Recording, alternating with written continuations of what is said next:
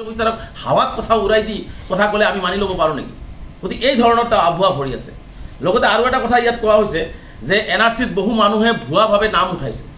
এতিয়া মই স্পষ্ট কৰিব বিচাৰিছোঁ যে যিসকল বিদেশী আইন বা 1950 চনৰ ইমিগ্ৰেণ্টছ এক্টৰ জৰিয়তে তেওঁলোকৰ NRCৰ পৰা নাম বাদ পৰা বা NRCৰ পৰা নাম খাৰিজ কৰাৰ ক্ষেত্ৰত মুখ্যমন্ত্ৰীয়ে যিটো কথা কৈছে এইটো সম্পূৰ্ণ অবৈধ।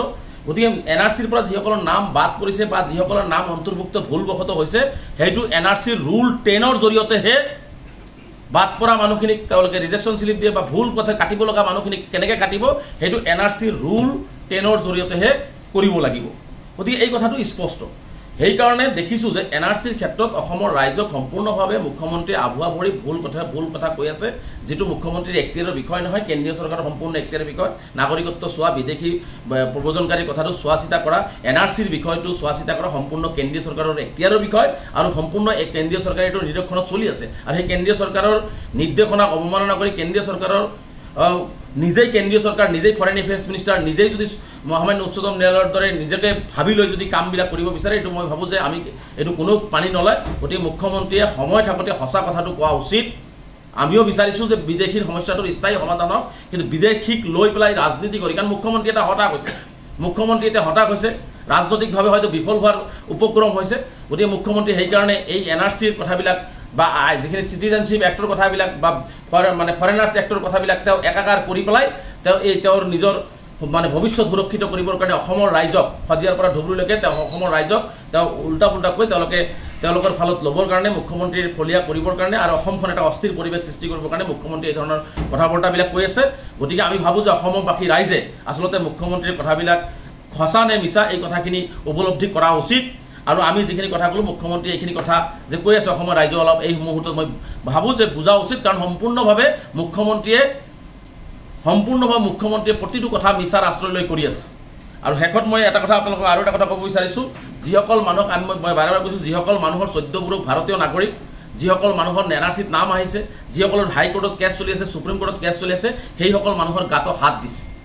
সেইসকল মানুহক অন্যায়ভাৱে তেওঁলোকে ল' মেন্স লেণ্ডত পেলাই দিবৰ কাৰণে চেষ্টা কৰা হৈছে, তেওঁলোকক ডিটেক্ট কৰিবৰ কাৰণে চেষ্টা কৰা হৈছে, তেওঁলোকক ৰাতিৰ অন্ধকাৰত আনি তেওঁলোকক ক'ত ৰাখিছে এই কথাবিলাক এতিয়ালৈকে অসমৰ ৰাইজে গম পাই থকা নাই।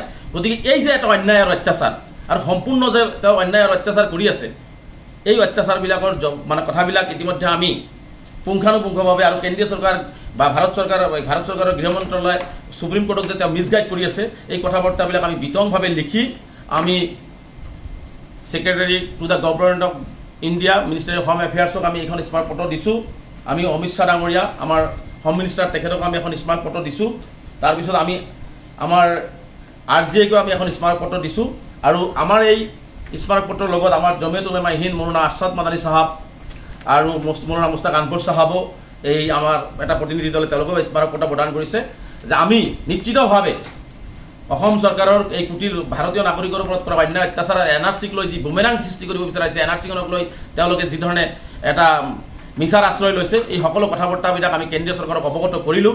পৰৱৰ্তী পৰ্যায়ত আমি আমাৰ এডভকেটসকলৰ লগত আমি কথা পাতিছোঁ, আমাৰ এডভকেটসকলৰ লগত কথা হ'ব, জমিয়ত উলেমা হিন্দৰ লগত আমাৰ কথা হৈছে।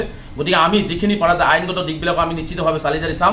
কিন্তু আমাৰ কথা স্পষ্ট যে 71ৰ আগৰ মানুহখিনিক কোনো ধৰণৰ হেৰেছমেণ্ট কৰিব নোৱাৰিব, NRCত নাম অহা মানুহখিনিক কোনো ধৰণৰ হেৰেছমেণ্ট কৰিব নোৱাৰিব, যিটো ইতিমধ্যে কেন্দ্ৰীয় চৰকাৰ আৰু ভাৰত চৰকাৰ আৰু বিদেশ মন্ত্ৰালয়ে কৈ থৈছে, যিটো সুপ্ৰিম কোৰ্টৰ নিৰীক্ষণত NRCখন হৈছে। যিসকলৰ নাম অহা নাই তেওঁলোককো কোনো ধৰণৰ অত্যাচাৰ কৰিব নোৱাৰিব, তেওঁলোকে যেতিয়ালৈকে আইনী সহায় তেওঁলোকৰ শেষ নহয়, তেওঁলোকক সকলো ধৰণৰ সুবিধা পাব লাগিব। ডি ভোটাৰৰ নামত অন্যায় আৰু অত্যাচাৰবিলাক বন্ধ হ'ব লাগিব। আৰু স্বদেশী ভাৰতীয় পৰিয়ালৰ প্ৰতিজন মানুহ ভাৰতীয়, এজন মানুহক তেওঁলোকে বৰ্ডাৰ পুলিচ আৰু এপ্টিকটৰ বলি কৰাই তেওঁলোকে যি ধৰণে ভাৰতীয় নাগৰিকক অন্যায় কৰাইছে বা অন্যায় কৰিবলৈ চেষ্টা কৰাইছে, এইবোৰ বন্ধ হ'ব লাগিব। গতিকে এইখিনি কথা আমি আইনগত দিশত যুদ্ধ কৰিমেই।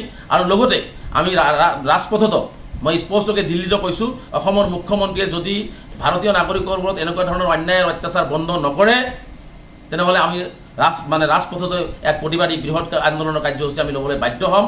আৰু আমি স্পষ্টকৈ কৈছোঁ, বিদেশী খেদক, যিখন দেশত বিদেশী খেদিব 71ৰ পিছত সেইখন দেশৰ লগত আলাপ আলোচনা কৰি তেওঁলোকে বিদেশী খেদক, আমাৰ আমচুৰ সহযোগিতা থাকিব। কিন্তু 71ৰ আগৰ NRCত নাম অহা, নাম নহা, ডি ভোটাৰ হৈ থকা কেছ চলি থকা ভাৰতীয়সকলৰ যিসকল ভাৰতীয় তেওঁলোকৰ 14 পুৰুষ ভাৰতীয় তেওঁলোকৰ কোনো ধৰণৰ হাত দি অত্যাচাৰ কৰিলে কিন্তু অসম চৰকাৰ ইয়াৰ পৰিণাম ভুগিব লাগিব।